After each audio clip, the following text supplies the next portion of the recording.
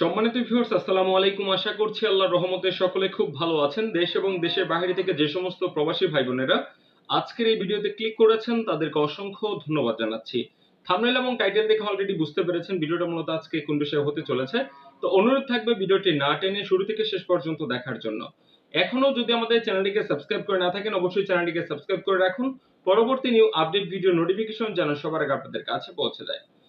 তো এখন কথা হচ্ছে, আজকে যে বিষয়টা আলোচনা করব, বর্তমানে অনেক ভাইরা কমেন্ট করছেন যে আসলে অন্তর্ভুক্তিকালীন সরকার সফরও শেষ করলো, আসলেই কি কলিং ভিসা চালু হবে কিনা, আমরা যারা টাকা পয়সা জমা দিয়ে রেখেছি আসলে আমরা কি আশায় থাকবো কিনা, বা আমাদেরকে শেষবারের মতো আমাদেরকে জানিয়ে দেওয়া হোক।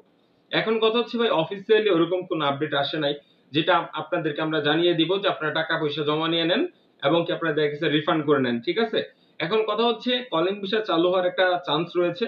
তো সেই বিষয়টা হচ্ছে যে এই মুহূর্তে যারা 18,000 কর্মীর ভিতরে যে 8,000 কর্মী ফার্স্ট অফ অল যে যাচ্ছে, এটা পাঠানোর পরে আসলে নতুন করে কলিং ভিসা চালু হওয়ার একটা চান্স রয়েছে, যেখানে কিছু দক্ষ লোক মালয়েশিয়া নিবে এবং বেশ কিছু কোম্পানির সাথে আলোচনা হচ্ছে। এখন দেখা যাক আসলে এটা কতটা সত্যতা। ইনশাল্লাহ আমরা অফিসিয়ালি ভাবে আপনাদেরকে আপডেটটা জানিয়ে দিব।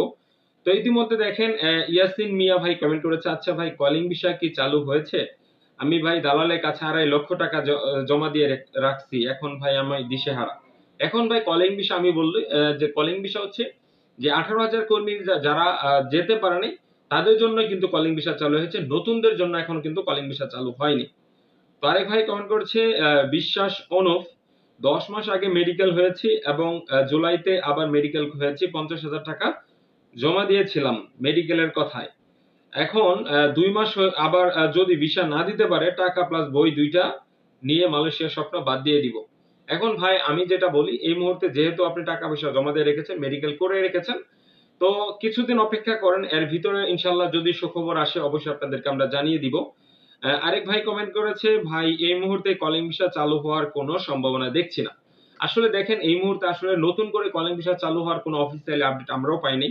এখন নতুন করে যারা কলিং ভিসার জন্য যেতে চাচ্ছেন বা কলিং ভিসার আশায় রয়েছেন তাদের উদ্দেশ্যে বলছি, আপনারা অন্য কোনো কাজ করতে থাকেন। পরবর্তীতে যদি অফিসিয়ালি ভাবে চালু হয় অবশ্যই আপনাদেরকে আমরা ভিডিওর মাধ্যমে জানিয়ে দিব। তখন আপনারা সিদ্ধান্ত নেবেন যে মালয়েশিয়া এই মুহূর্তে কলিং ভিসায় যাবেন কি যাবেন না, ঠিক আছে। তো আশা করছি এই বিষয়টা ক্লিয়ার বুঝতে পেরেছেন। এই মুহূর্তে আসলে কলিং ভিসার ওরকম কোনো অফিসিয়ালি আপডেট আসে নাই। অবশ্যই আপডেট আসলে আপনাদেরকে আমরা জানিয়ে দিব। তো দেখা হচ্ছে পরবর্তী নিউ কোনো আপডেট ভিডিওতে। সে পর্যন্ত সবাই সুস্থ থাকুন, সুন্দর থাকুন। আল্লাহ হাফেজ।